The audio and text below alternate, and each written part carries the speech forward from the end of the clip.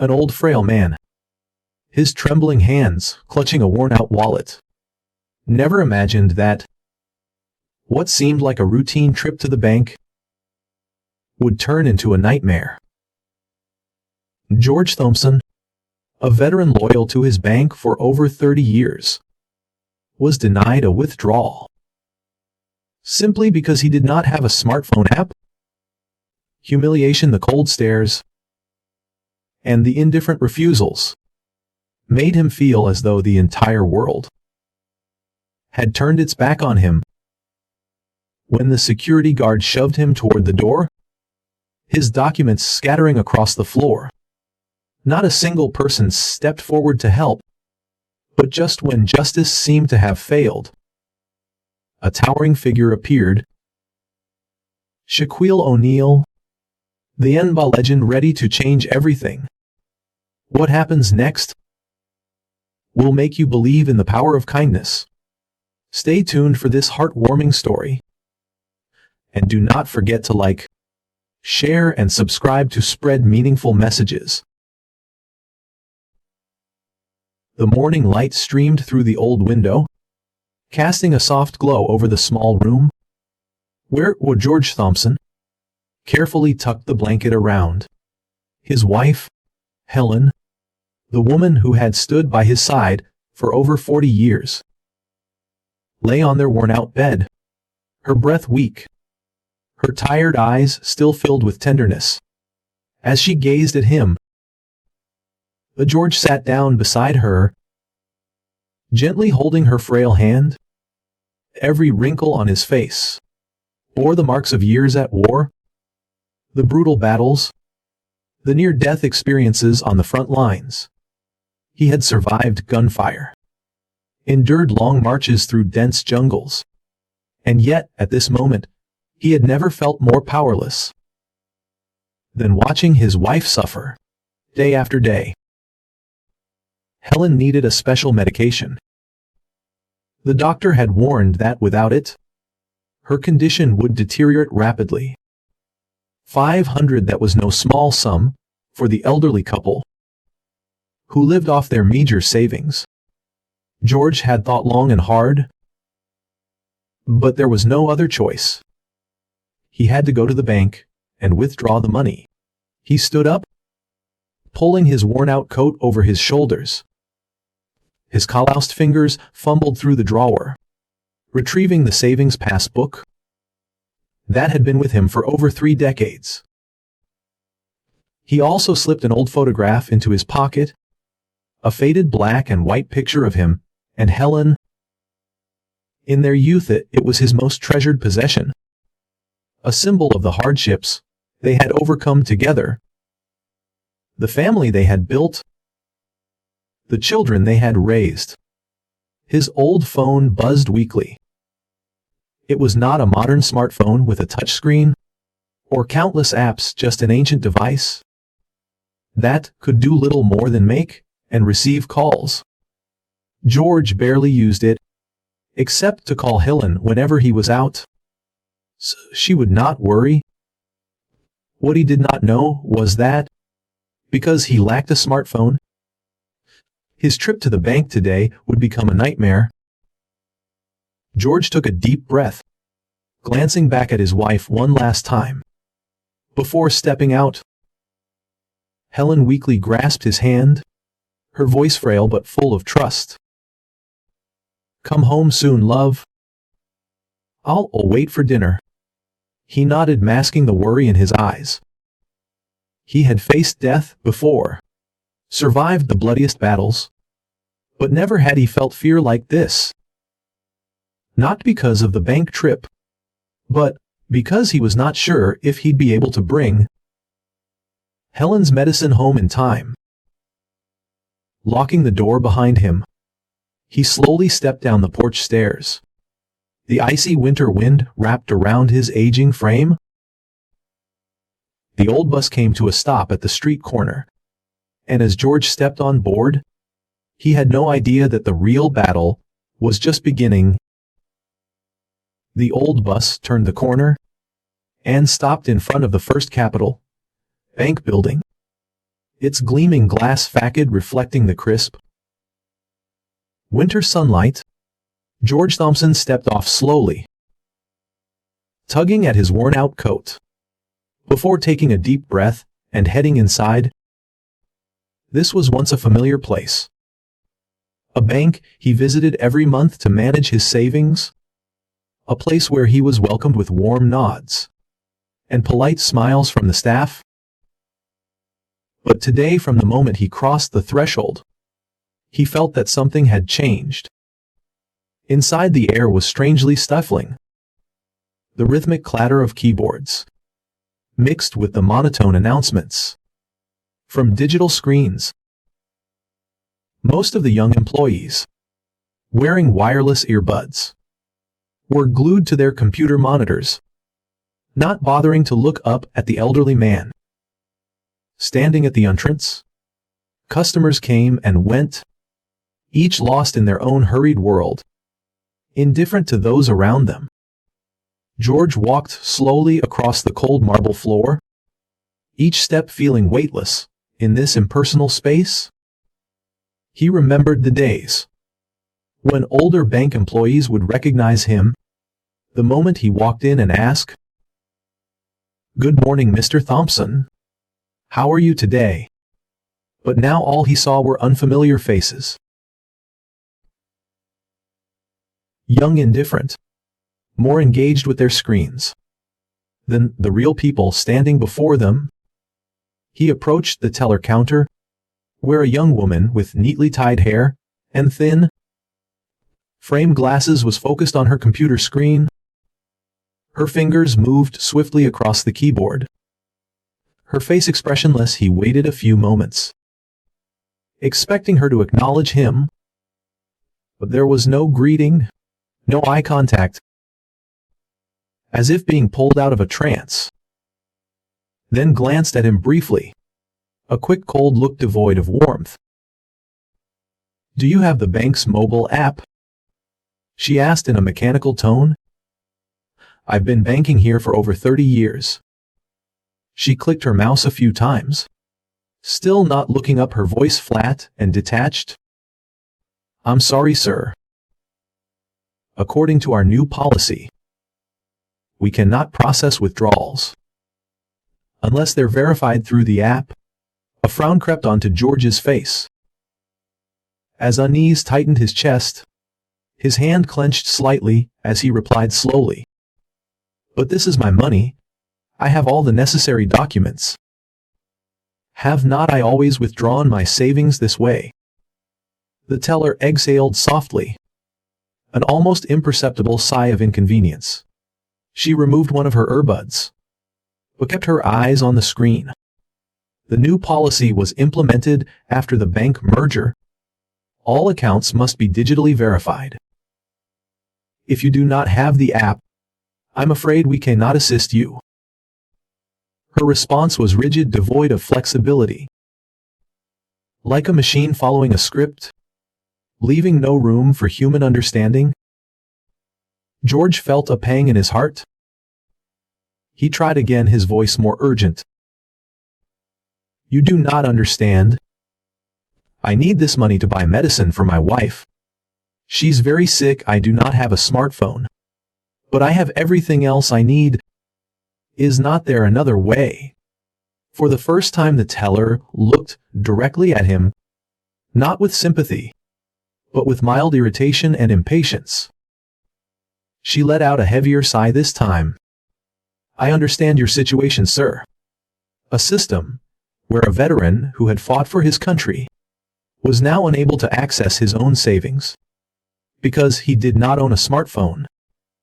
He looked around, hoping for someone. An older employee, another customer, someone who might understand. But there was only silence.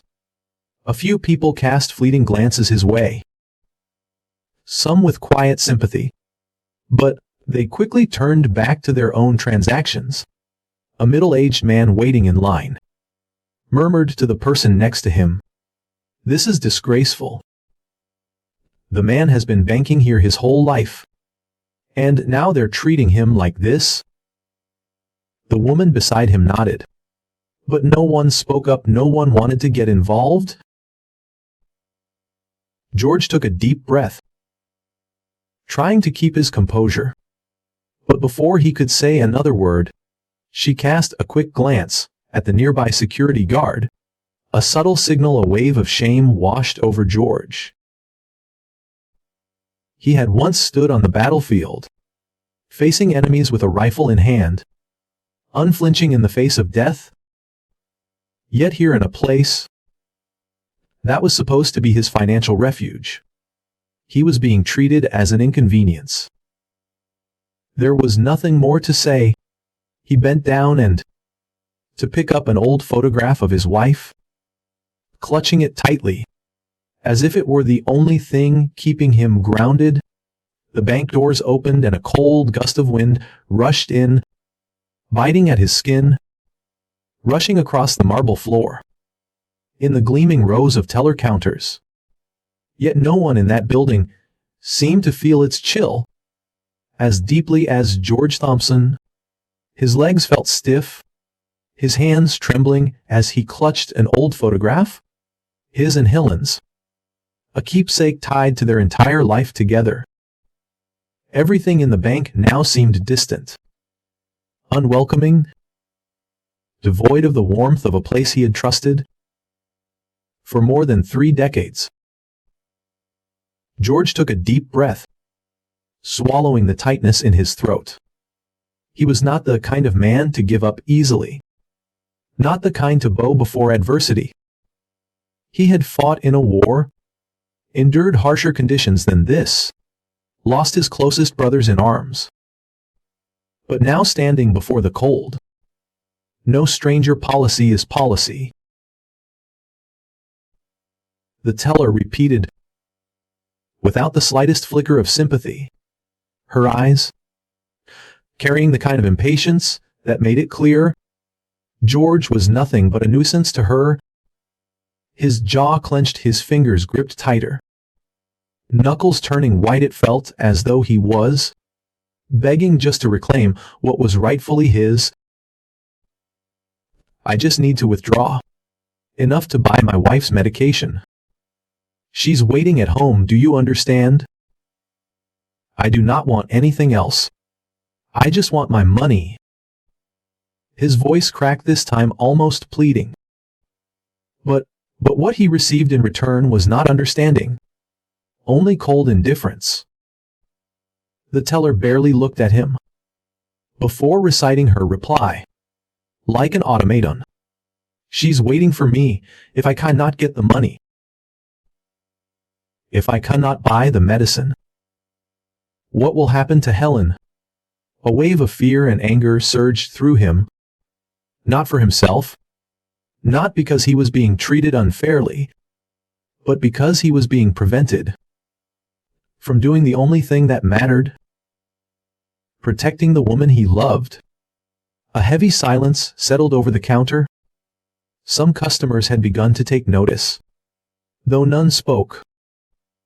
George shook his head, his eyes dark with quiet determination. You do not understand. If I do not get this money. She pressed a button on the other side of the room. 2 security guards immediately turned toward them. One was tall and broad, his black uniform crisp and rigid, his expression unreadable. The other was shorter, his gaze colder, tinged with impatience. The teller maintained her robotic tone as she spoke. Again, you're disturbing other customers. I'm afraid security will have to escort you out. A murmur rippled through the crowd. A woman nearby covered her mouth with a hand, her eyes widening in shock. A middle-aged man, arms crossed over his chest, watched the scene unfold with quiet outrage. This is disgraceful, he muttered, voice low but brimming with anger. That man's a veteran, he fought for this country. And this is how they treat him? Others exchanged looks, whispered among themselves. But no one stepped forward. They remained still, spectators to a moment that begged for intervention. George did not move as the two guards blocked his path. "Sir, we need you to leave." The taller guard's voice was firm, but not yet hostile. "I just want to withdraw my money." George's response was steady, resolute. "We understand, but you're causing a disturbance. If you refuse to leave, we'll have to remove you by force." Before George could react, the shorter guard stepped forward and shoved him. It was not a hard push, but it was more than enough for an elderly man like him. George staggered, losing balance, and crumpled to the floor. A small gasp rippled through the onlookers. Papers spilled from his coat pocket, scattering across the cold marble tiles. His old photograph, his and Helen's, slid across the floor, landing just beyond his reach, its edges curling slightly beneath the bank's harsh, artificial lighting. George trembled, his frail hands reaching out to gather the fallen papers, bills, identification documents, proof of his existence. Scrambling to hold on to them, as though without them, he would simply disappear. No one helped him, no one knelt beside him.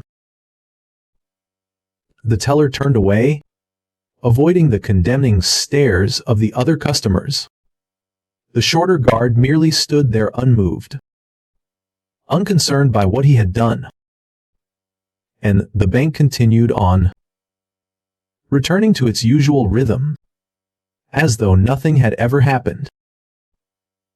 George finally grasped the photograph of Helen, clutching it tightly in his palm, his heart hammering against his ribs, his breath coming in shallow, unsteady gasps.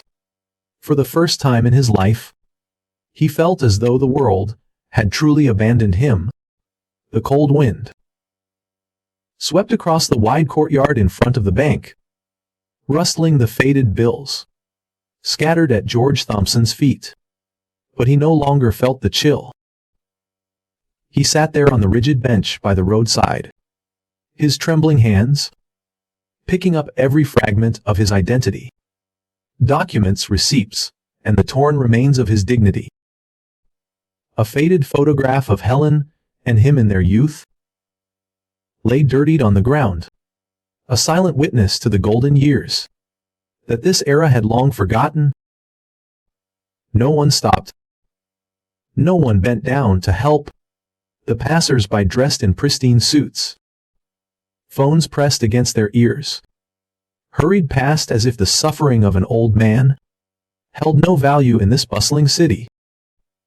But then, amid the rush of traffic, a sleek black SUV quietly pulled up in front of the bank.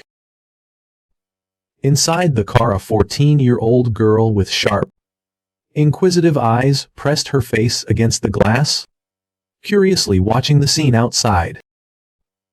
Mahira O'Neill, the daughter of Shaquille O'Neal, frowned slightly as she noticed the old man huddled on the bench, his posture one of silent anguish. She could not look away. An elderly man dressed in worn-out clothes, his hands unsteady as he clutched a dirt-streaked photo, his eyes filled with despair and loss. "Dad, look what happened to that man." Mahira tugged at her father's sleeve, concern thick in her voice. Shaquille O'Neal, the NBA giant with a heart just as big, immediately turned his gaze outside. He followed his daughter's pointing finger, his expression sharpening. Shaq was not just a basketball legend.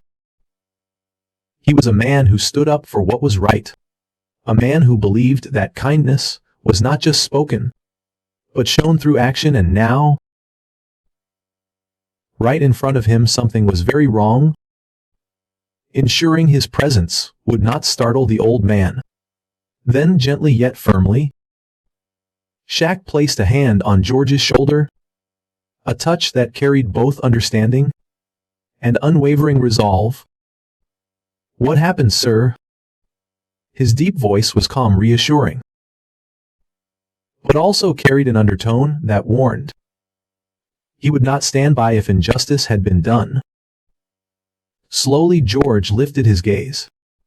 His eyes, clouded by age and sorrow, met the face before him, an imposing man with sharp, perceptive eyes yet filled with genuine concern. And for the first time in a long while, George felt a flicker of warmth in his chest. Mahira knelt down beside them, carefully picking up the old photograph and handing it back with quiet respect. George took it, his fingers shaking. As he brushed the dirt from its surface, he inhaled deeply before speaking, his voice hoarse yet laden with indignation.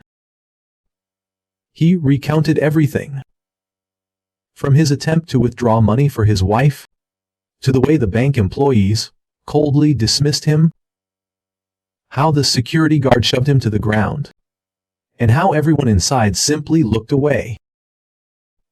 His voice weakened as he spoke, not from lack of strength, but because the pain of being dismissed, discarded and devalued was suffocating him. By the time he finished, a single tear had slipped down his weathered cheek. Mahira clutched her father's hand tightly. She could feel the injustice, stark and undeniable, hanging in the air like a bitter chill. Shaq remained silent for a few seconds. He simply stood there, his fists slowly clenching.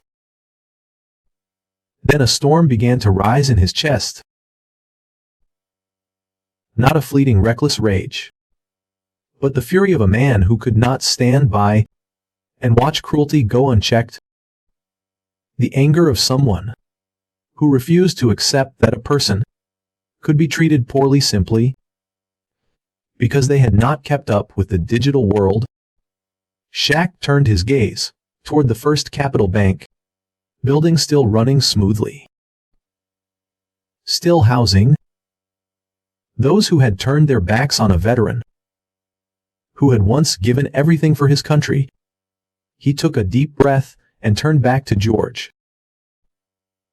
"You do not have to go through this alone." His voice was deep, unwavering. With firm but respectful hands, he helped George to his feet. "We're going back inside, and I'll make sure they do not turn you away again." Mahira offered the old man a reassuring smile and gently held his hand. George was no longer alone. Together the three of them, a forgotten veteran, a basketball legend with an unshakable heart, and a young girl with boundless compassion, strode toward the bank's doors.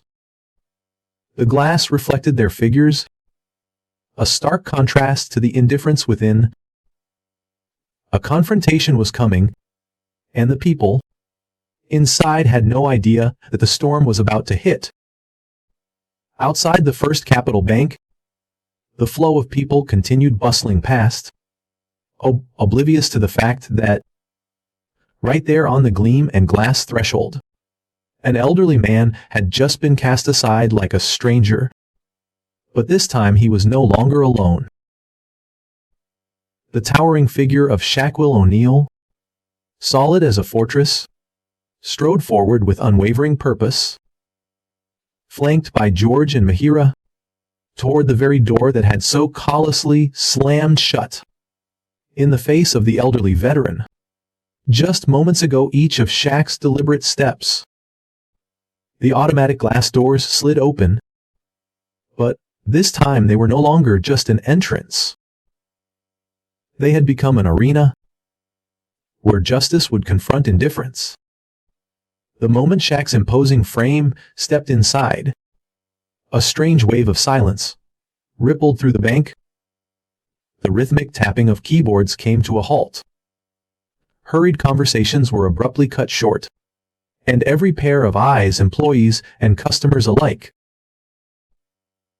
turned toward the trio who had just entered. No one spoke yet, The expressions on their faces told a story of shock, unease, and uncertainty, especially among the bank tellers. Some customers instinctively reached for their phones, recording the unfolding moment, sensing that this was no ordinary situation. Behind the counter, the young teller, who had so coldly turned George away just minutes earlier, yet the weight in his gaze made the air grow heavier. "This is not about who he is," he said, his voice deep and deliberate, each word falling like a hammer against the cold marble floor of the bank. He turned slightly and extended his hand toward George, as if compelling everyone in the room to truly see him, a veteran, a loyal customer of over 30 years. A man who had shed sweat, blood, and tears to protect this country. Some employees averted their eyes. A few customers began murmuring to one another, but no one could deny the truth, staring them in the face. Amidst the oppressive quiet, the glass door to the manager's office behind the counter eased open, and a woman stepped out with measured, purposeful steps. The sharp click of her heels against the marble floor signaled the arrival of the highest authority in the room, Rebecca Stevens, the branch manager of First Capital Bank, had officially entered the confrontation. She was not the type to be easily rattled, but today, she knew she was stepping into dangerous territory. As her gaze flickered from Shaq to George, she understood that a media storm was looming, ready to descend upon her. If she did not handle this with extreme caution, forcing herself to maintain a professional demeanor, she took a deep breath, modulating her voice to sound confident, without appearing too defensive. "Good afternoon, Mr. O'Neill." She enunciated each word carefully, trying to conceal the tension beneath her composed exterior. "I'm Rebecca Stevens, the branch manager here. How can I assist you?" Shaq did not answer right away. He studied her, his deep eyes searching, as if assessing whether she was merely another corporate cog. Her breath hitching slightly as she realized the gravity of the moment. She looked at George, a frail old man, his eyes neither angry nor resentful, but waiting to see whether this bank still recognized the simple truth that human beings should be treated as human beings. She could feel the weight of dozens of eyes fixed on her, silently demanding an answer. Then Mahira, the smallest person in the room, yet the one with the sharpest words, spoke. "You know this was wrong, you know it." A simple statement, yet it sliced through the tense atmosphere like a razor sharp blade. Rebecca's body tensed slowly. She turned back to Shaq. He was still there, tall and unshaken, his gaze no longer confrontational but challenging, daring her to do what was right. She swallowed hard, and at last she spoke, her voice slow but firm. "Oh, all right, we'll fix this."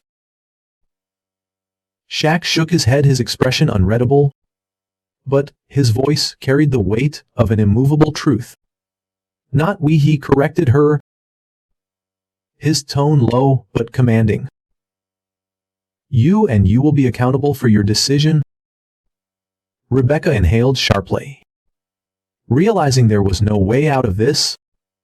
Outside the bank, a small crowd had begun to gather. A few reporters stood near the glass windows, cameras poised, and she knew the media storm had already arrived. Rebecca took a deep breath, trying to keep her shoulders from trembling, as she felt the weight of every pair of eyes in the bank pressing down on her. The once spacious room now felt suffocating. No more sporadic keyboard clicks or idle customer chatter. Now all attention was fixed on her, waiting to see how she would handle the situation. Her fingers tightened slightly around the hem of her blazer, partly from tension, partly from the awareness of the storm of public scrutiny looming over her head.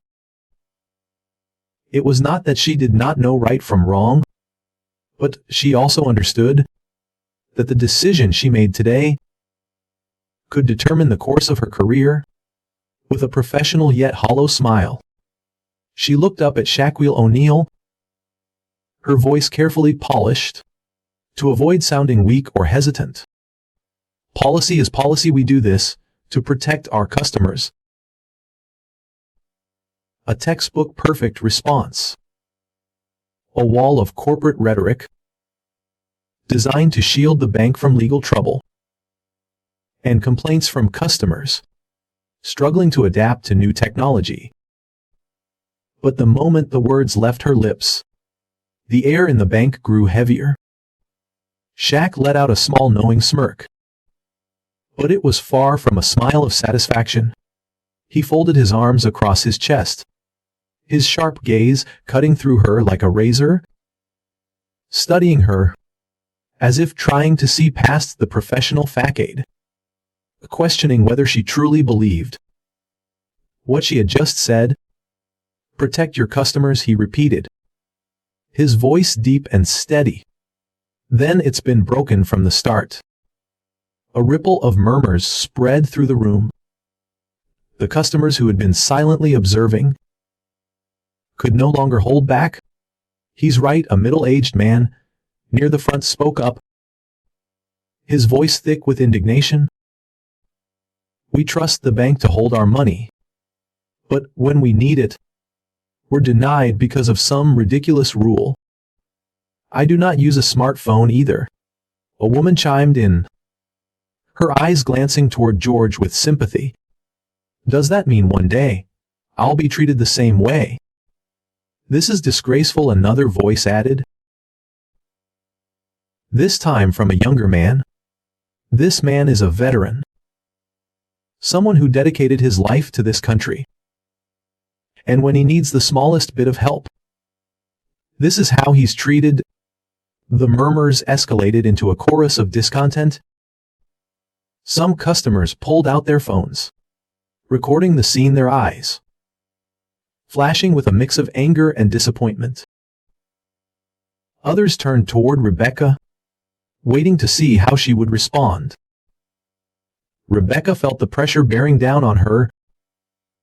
Her eyes flickered slightly as she realized the situation was spiraling out of control. She could cling to the rules, but doing so would tarnish the bank's reputation. In an instant, if this video went viral, it could become a nightmare for First Capital Bank. She bit her lip, forcing herself to remain composed. Under Shaq's unwavering gaze, his voice came again, this time not as a question, but as an undeniable statement. People create systems. They are not meant to be controlled by them. When a policy starts making customers feel abandoned, then it's time for it to change. Rebecca took a deep breath, her gaze sweeping over the frustrated customers, the ones waiting to see if the bank would salvage its integrity. She could stand her ground on policy, but doing so would push the institution into its biggest prayer disaster. Yet she knew she had no other choice. All right, she said, her voice quieter than before, but loud enough to be heard through the tension. Charged silence. I'll take responsibility, Mr. Thompson. You can withdraw your money now. A strange hush settled over the room. Then George, who had remained silent throughout the entire ordeal, lifted his head, his frail frame trembling slightly, as if he could not believe what he had just heard. his eyes misted with emotion, flickered toward Rebecca, before tightening around the faded photograph of Helen in his hands. Shaq watched him, then gently placed a reassuring hand on his shoulder. George swallowed hard before slowly extending a hand, gripping Shaq's large palm tightly. Thank you. His voice rasped, carrying the weight of all the emotions he had kept bottled up until now, breaking free in those few simple words. A hesitant round of applause started from one corner of the room, then spread. Some customers smiled in relief. Others cast lingering disapproving looks at Rebecca, as if they had not forgotten how George had been treated just moments before, but at least they knew that today the right thing had been done. Rebecca lowered her gaze, knowing she had lost this battle, but she also understood this moment might be the catalyst for a much bigger change in the very system she served. And outside reporters were still waiting, ready to bring this story into the light. Under the dim lights of the bank, George Thompson was still trembling as he held in his hands the money he should not have had to fight so hard to obtain. He clenched it tightly in his palm, feeling the warmth of the bills like a lifeline after an afternoon-long nightmare. When Shaq gently placed a hand on his shoulder, a steady but respectful gesture, George could only nod, his eyes brimming with tears, yet holding on to the dignity of an old soldier. There was no time to linger. Helen was waiting. George turned and hurried out of the bank, his steps urgent yet still unsteady. From the fall he had taken when the security guard had shoved him to the ground earlier, the evening chill swept across his gaunt face. But he paid no mind to the cold, nor to the pitying glances from those around him. His mind was fixed on one goal: reaching the pharmacy before it was too late. Shaq and Mahira watched his small, frail figure disappear into the night, their expressions thoughtful. Mahira whispered, "Dad, do you think he'll make it in time?" Shaq did not answer right away. He knew George was not a man who gave up easily, but he also knew the world had been far too cruel to men like him. Finally his voice was low but unwavering, as he replied, "He's a warrior, sweetheart, and warriors never give up." George rushed into the street, his aging legs pushing forward as fast as they could. He did not dare wait for the bus, did not dare waste even a single second, because with every moment that passed, Helen's life grew more fragile. The first taxi he waved at sped past, without stopping. But he did not lose hope. He stood by the curb, his trembling hand raised high, waiting, determined. Finally another cab pulled over a few meters away. The driver, a middle-aged man with wary eyes but a kind face, leaned over to look through the window. Seeing the urgency in the old man before him, he spoke gently, "Get in, sir. I'll get you there as fast as I can." George nodded gratefully, his breath still labored. "Anderson's drug store, please. I need to get there now." The driver did not ask any questions. He simply pressed his foot on the gas, and the car sped through the city, carrying with it the last hope of an old man fighting to save the woman he loved most. As they drove, George clutched the bag of money to his chest, his eyes staring out the window.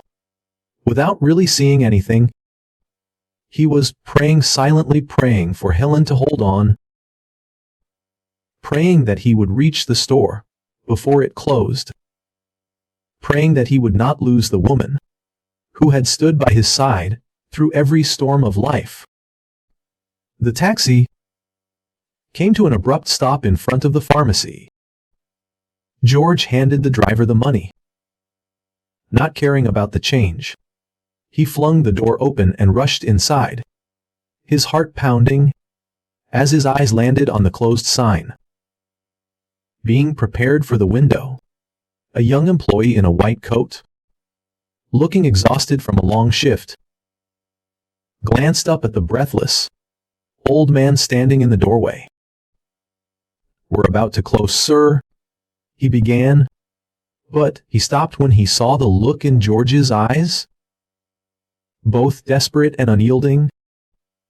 George placed both hands on the counter, his voice hoarse, a plea yet firm with resolve. "The doctor sent my wife's prescription this morning. I need it. I cannot go home empty-handed." The young man glanced at the store manager, an older woman who had likely seen many stories like this in her lifetime. She studied George for a long moment, before giving a small understanding nod. "Get him his medicine." Just one sentence, but to George, it was a miracle. He stood there, hands still clenched together, his eyes never leaving the employees, as they retrieved the box of medicine, carefully packaged it, and placed it into a paper bag. When the bag was finally in his grasp, it felt as though a crushing weight had been lifted from his chest. "Thank you, thank you," he repeated, his gratitude overflowing. The taxi rolled down the narrow streets, leading home, but this time George was no longer trembling. In his hands was the medicine, the hope, the life of the person he cherished most. When the car stopped in front of his house, he barely noticed the pain in his legs. As he hurried inside, his heart lighter knowing he had not failed Helen. Inside the small home, Helen sat in her chair, clutching a blanket tightly, her thin frame trembling with worry, as she kept glancing toward the window. When she heard the door open, she turned, her heart nearly stopping, as she saw the man she loved standing in the doorway, the bag of medicine in his hands, his eyes filled with quiet triumph and relief. George said nothing. He simply walked toward her, knelt beside her, and took her frail hands in his own. His voice was raw with emotion, but every word was filled with meaning. "It's okay now, my love. I got the medicine." Helen broke into tears, not tears of pain, but of sheer overwhelming relief and joy. She squeezed his hands, her eyes filled with love. "You have always been my hero, George." The two sat together in silence, wrapped in each other's presence, in the warmth of their simple but unbreakable love. No matter the injustices of the world outside, in this home their love and sacrifice remained eternal. In a warm little house, where George and Helen were holding each other's hands, after the most nerve-wracking moments of their lives, a different kind of storm was quietly brewing, elsewhere, not on a battlefield, not in the cold offices of a bank, but on social media, where justice could find a voice, where the truth could spread at a speed no one could control. Mahira, just 14 years old, yet already aware that injustice needed to be exposed, that the world had to know what had happened to George, sat in the back seat of an SUV, phone in hand, her eyes blazing with the determination of a young soul, trying to change something far greater than herself. She adjusted the video she had recorded inside the bank, every second filled with the ruthlessness of the system, every indifferent glance from the employees, every cold-hearted word spoken without a shred of remorse. The moment George was pushed to the ground, papers scattered across the cold marble floor, The moment Shax stepped in, not to intimidate but to demand justice, for a man who should never have had to endure such treatment. Everything was crystal clear. Mahira did not need to edit much. The raw footage itself was already a damning indictment of a system that had lost its humanity. She typed a caption, her fingers swiftful, yet thoughtful. Rules should never be placed above compassion. No need for excessive words. A short sentence, but powerful enough to shake an entire community. Then she hit post, and within minutes, the video began to explode like wildfire, igniting a parched forest of frustration and outrage. At first it appeared on the feeds of Mahira's followers, her friends' family, a few Shaq fans, but within an hour, it was spreading faster than a breaking news headline on national TV. Millions of views, hundreds of thousands of comments. Hashtags erupted here. Justice for George here. People over policy, you banking with humanity. Young people like Mahira shared the video in fury, outraged by an outdated system that cast aside those who could not keep up with technology. Older generations shared it with heartbreak, fearing for their own future. Would they too be treated like George one day? Veterans shared it with rage, unable to comprehend how a fellow serviceman, a man who had once sacrificed for his country, could be discarded by the very society he had protected. This is shameful. He served this country, and this is how we repay him. Boycott this bank. No one deserves to be treated like this, let alone a veteran. Shaq is not just a legend on the court. He's a great human being. We need more people like him. Celebrities, activists, and influential figures quickly joined the conversation, sharing the video with even stronger messages. Remember, when you allow a system to strip one person of their dignity, it's only a matter of time before it strips all of us. This bank must be held accountable. Do not let this become normal. George is not an isolated case. It's time to change the system. Public outrage erupted. Protesters gathered outside the bank's branches. News outlets picked up the story, and inside the executive offices of First Capital Bank, high-ranking officials scrambled in panic as their stock prices plummeted. And somewhere in a quiet little house, where an elderly couple held hands in silence, George remained unaware that his story had touched millions of hearts across the world. In a modern skyscraper, with glass walls reflecting the cold, unfeeling light of the city, First Capital Bank was experiencing one of the most stressful days in its history.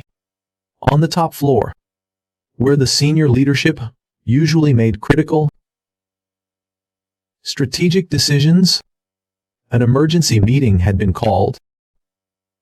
The vast conference room, with its polished walnut table, was typically a place of powerful discussions and lucrative deals, but today, the atmosphere was so heavy that no one dared to breathe too loudly. On the large screen at the head of the table, a video of George Thompson being escorted out of the bank kept playing on loop. The scattered papers on the marble floor, the despair in his eyes, and the moment Shaquille O'Neal appeared, turning the bank's silence into a social media storm. The board members, people accustomed to profit charts and financial reports, calculated down to the last decimal, now sat in stunned silence, faced with the one number they could not control. Over 50 million views, millions of outraged comments, and a plummeting stock price within Just 24 hours? This is destroying our reputation. The communications director spoke up, his voice laced with anxiety. We are at the center of a firestorm. Customers are losing trust, and if we do not act immediately, the consequences will be unimaginable. Across the table, the operations director frantically flipped through a stack of documents, searching for a solution. Can we release a statement clarifying that this was just a misunderstanding? Or at least before he could finish, Rebecca Stevens, the branch manager where the incident occurred, slowly set her pen down on the table. Her gaze was sharp yet exhausted. She had not slept the entire night, not just because of the public backlash, but because something inside her had shifted. There was no misunderstanding. Her voice was not loud, but it was firm, enough to cast a heavy silence over the room. All eyes turned to Rebecca. She took a deep breath, knowing that what she was about to say could change the course of her career. But for the first time, in years of working under rigid policies, she no longer wanted to choose the safe path. We forgot who our customers are. No one immediately refuted her words. Some board members exchanged uneasy glances, but they could not deny the truth in what she was saying. Rebecca continued speaking, not in corporate jargon or strategic calculations, but with the raw honesty she had buried for too long. We built this system around technology, around risk management algorithms. But we forgot the most important thing. We serve people. George Thompson is not an isolated case. He represents millions of elderly customers across the country who are being left behind, simply because they cannot keep up with the rapid pace of technological change. A few directors frowned, but others subtly nodded, realizing that they could no longer ignore this reality. Rebecca turned to the CEO, a powerful man with over 3 decades of banking experience. If we do not change now, we will lose the most valuable thing, our customers' trust. The CEO sat in silence for a few moments, his sharp eyes weighing the consequences of this decision. Then slowly he nodded. We need to change. A murmur spread across the room, but this time it was not panic. It was acceptance. Within a week of the meeting, First Capital Bank made a public announcement across all media platforms. We apologize. That was the opening line of their statement. No corporate spin, no defensive explanations. Just a direct and responsible admission. They unveiled a series of major policy changes. The establishment of a senior customer support division, where those unfamiliar with technology could conduct transactions without needing a smartphone or digital verification. A complete retraining of all bank staff, emphasizing flexibility and empathy, ensuring that no one like George Thompson would ever be treated as an outsider in the very institution they trusted. The launch of the People First initiative, encouraging other banks nationwide to implement similar changes to protect vulnerable customers. The bank's post quickly amassed millions of interactions, but this time instead of outrage, people began to feel hope. At least they're listening. This is how a major institution should act. When it makes a mistake, I hope other banks follow their lead. And more importantly, people like George Thompson, those pushed to the margins of modern society, could now walk into a bank without feeling abandoned. Rebecca Stevens, who had once stood by the system, now stood by the people. Sitting in her office, she quietly watched as news of the bank's decision spread across screens. She knew that real change would not come easily. But she also knew that there are moments in life when you have to stand up for what is right, no matter the cost. And today, she had done the right thing. After First Capital Bank announced its policy change, public outcry began to subside. However, the impact of George Thompson's story continued to spread powerfully throughout the community. It was no longer just about one bank making a change. It had become a symbol of compassion, a reminder that people must come before cold, impersonal rules. Elderly customers who had once felt abandoned by the system now saw a clearer path forward. But for Shaquille O'Neal, this was far from over. To him, justice was not just about correcting a mistake. It had to be about true restitution. Something that would create lasting value. Something that would make George and Helen feel that the world was still fair to them. And so on a cool evening, as the golden hues of the sunset bathed the quiet street where George and Helen lived, a sleek black SUV slowly pulled up in front of their home. The doorbell rang gently. George,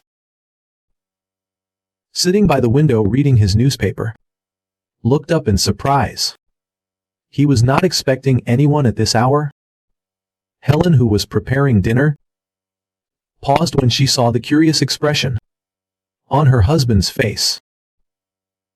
When George opened the door, the first thing he saw was the bright smile of Mahira, the young woman with sparkling eyes, who had captured and shared his story with the world.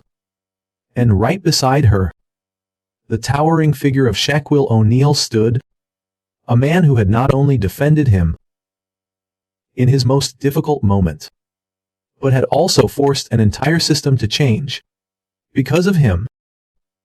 For a moment George froze, feeling as if he were dreaming. "Oh my. I did not think I'd see you again so soon." His voice was hoarse with emotion, his eyes misty, as he looked up at the larger-than-life figure before him. Shaq smiled a warm, genuine smile before lifting a large brown paper bag filled with fresh groceries, carefully selected for the elderly couple.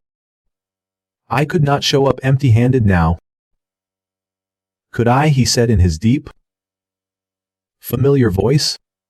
Helen stepped forward, her eyes glistening with gratitude. Thank you so much. Not everyone would do what you did," she said, her voice catching in her throat. She knew that without Shaq, George might still be just another forgotten man in society's eyes. Shaq shook his head, his expression growing more serious. "Actually, I'm not just here for a visit. I have something very important to tell you." From his jacket pocket, he pulled out a large blue envelope and handed it to George, his gaze filled with deep respect. "I've thought a lot about what you've been through, and I realized you're not just a customer who was treated unfairly. You're a man who dedicated his life to serving this country. A man who has lived with integrity and done the right thing even when life was not easy. So I wanted to do something that would ensure your name and Helen's was not just a story on social media, but a true source of inspiration." George looked at Shaq, then slowly opened the envelope. Inside was a formal document, stamped with a red seal. As he read the printed words, his hands began to tremble. He blinked, feeling as if he could not believe what he was seeing. Shaq continued, his deep voice carrying a weight of emotion. "I've established this scholarship fund to help young students from underprivileged backgrounds, especially the children of veterans and low-income families who struggle to access quality education.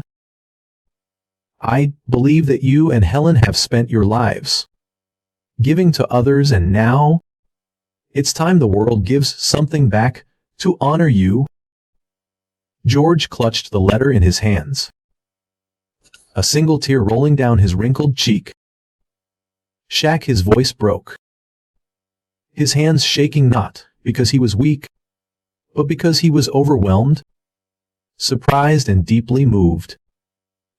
Helen stood beside him, her hand covering her mouth, as tears welled up in her eyes. "I do not know what to say. I never thought an old man like me could leave behind something so meaningful for future generations."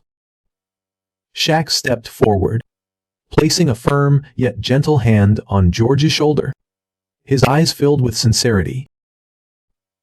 "You've done more than you realize, George. You've shown that even when the world turns its back on you, kindness still exists, and because of you hundreds, maybe even thousands of students will have the chance to pursue their education and build a better future."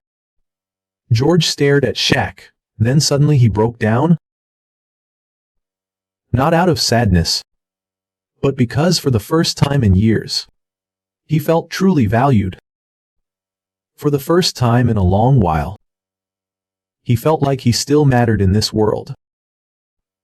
Shaq extended his hand, and without hesitation, George clasped it tightly, his grip filled with gratitude and deep respect. "Thank you." His voice was rough with emotion, but every word was spoken with absolute sincerity. "Thank you for helping an old man like me believe again."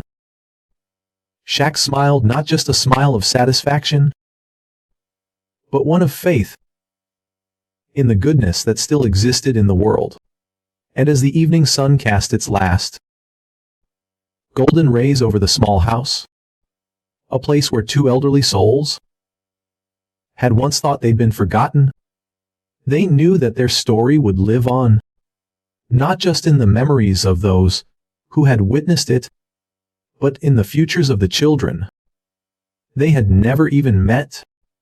After George Thompson's story spread across America, and the scholarship fund named after him and his wife was established, people no longer saw him as just an old veteran, forgotten by society. Instead, he became a symbol of resilience, kindness, and justice, reclaimed through the simplest, yet most powerful means. But even though his name had traveled far and wide, George never thought that his story would impact the very neighborhood he had lived in for decades. That morning, before the sun had fully risen, George, as usual, opened the window, letting the early sunlight spill across the old wooden table in his living room.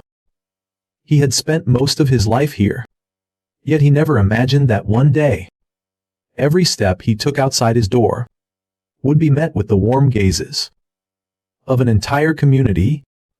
Helen, his wife, the woman who had stood by him through every hardship, placed a gentle hand on his shoulder, as if she could sense the change quietly filling their small home. "You're in for a big surprise today," she said, a tender smile lighting up her face. George frowned, about to ask her what she meant, when a soft knock sounded at the door. As he opened it, the sight before him made him freeze. In front of his house stood dozens, then hundreds of people, his neighbors.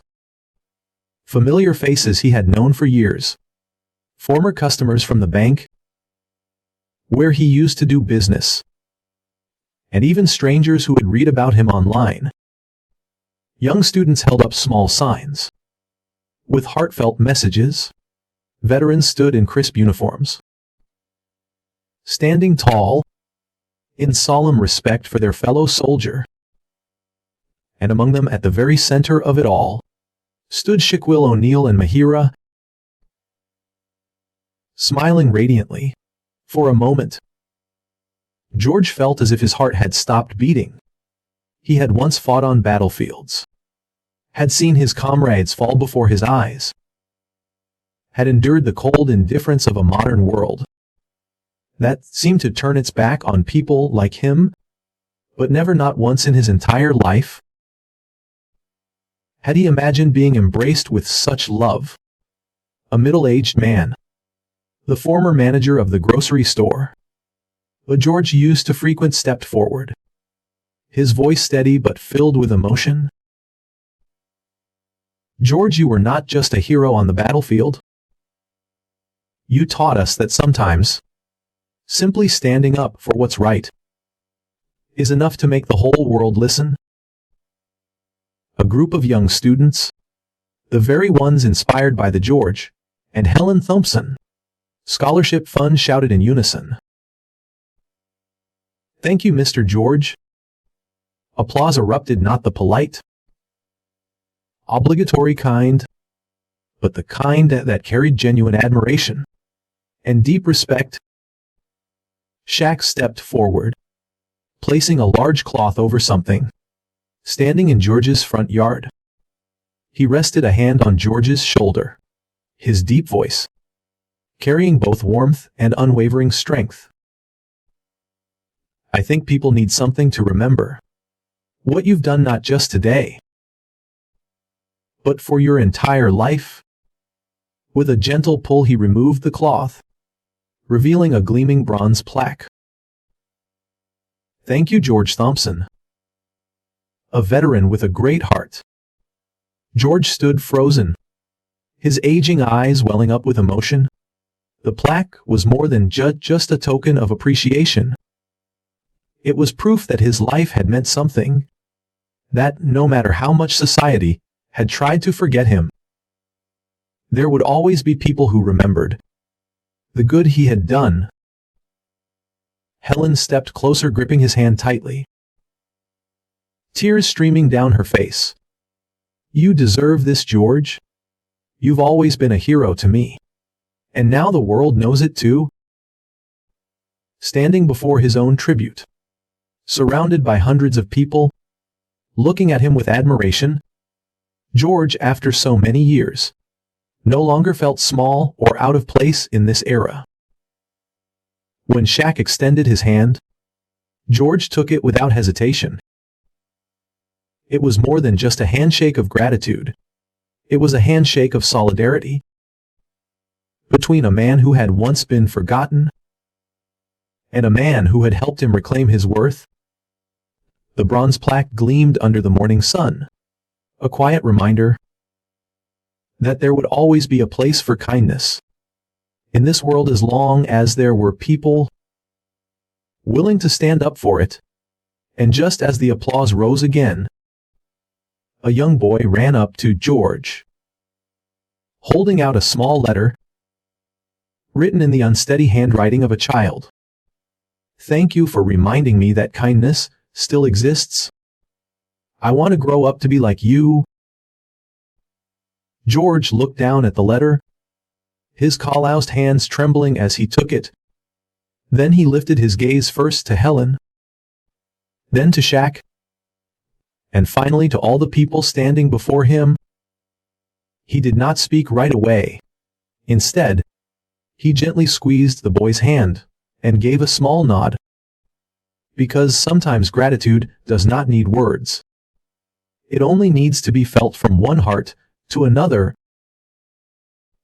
The sun slowly set behind the small houses of the peaceful neighborhood, leaving streaks of crimson and amber stretching across the sky, reflecting through the old window panes of George and Helen's home. Inside, the warmth was more profound than ever, not because of the roaring fireplace, but because of the quiet, heartfelt emotions filling the hearts of two people who had journeyed through nearly an entire lifetime.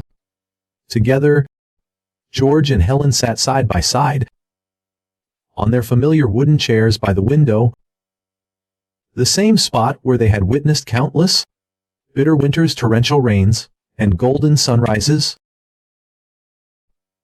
But today this moment felt different. It carried a sense of serenity, a renewed faith in kindness, and the comforting realization that they were no longer forgotten. On the wooden table before them, the plaque reading "Thank you, George Thompson, a veteran with a great heart," still glowed under the soft, golden light.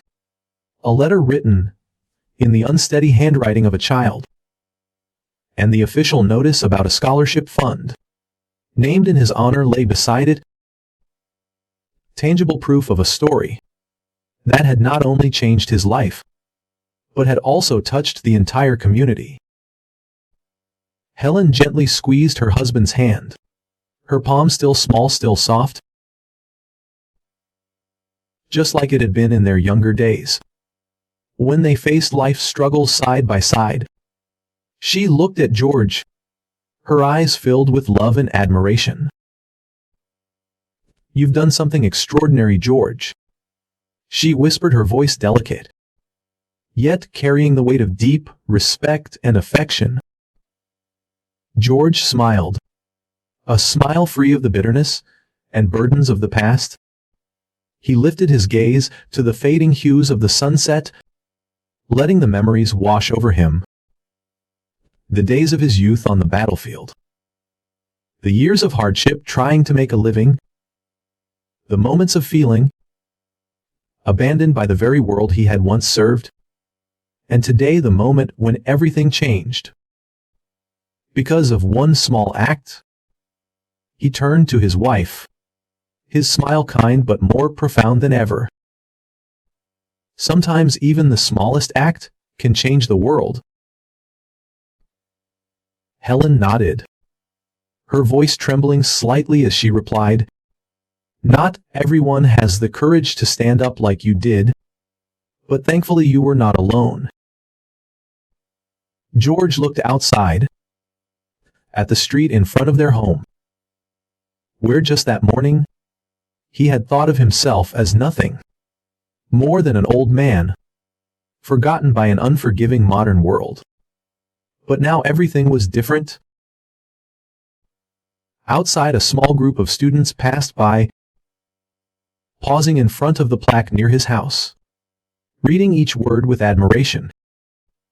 One of them turned, spotting George through the window, and waved with a bright, sincere smile. George waved back, his heart suddenly feeling lighter than it had in years. Perhaps his life was not the kind of heroic tale written in history books, but it was a meaningful one, a story that reminded the world that kindness is never in vain, that even the smallest, most overlooked individuals could create change, and that a single act of goodness could ripple into something extraordinary. Helen rested her head on his shoulder, and together they gazed out into the distance, where the sunset had faded, making way for the first twinkling stars in the night sky. Somewhere out there, the light of kindness continued to spread. The story of George Thompson was never just about a veteran being denied a bank withdrawal. It was a powerful reminder of the value of kindness, perseverance, and the strength of one small act to change an entire system. From a single moment of injustice, from one man daring to stand up for what was right, we saw an entire community rise together, a corporation forced to change, and an inspirational story that reached millions. George had thought he was just an old man, forgotten by the world, but in the end, he became a symbol of hope, of justice, and of kindness that spreads. And what about you? Do you believe that a small act of yours today could create a significant change in someone's life? Share your thoughts in the comments below. If this story touched your heart, do not forget to hit like to help spread its message. Share it with your loved ones. And subscribe to the channel so you will not miss more meaningful stories. Thank you for watching, and see you in the next story.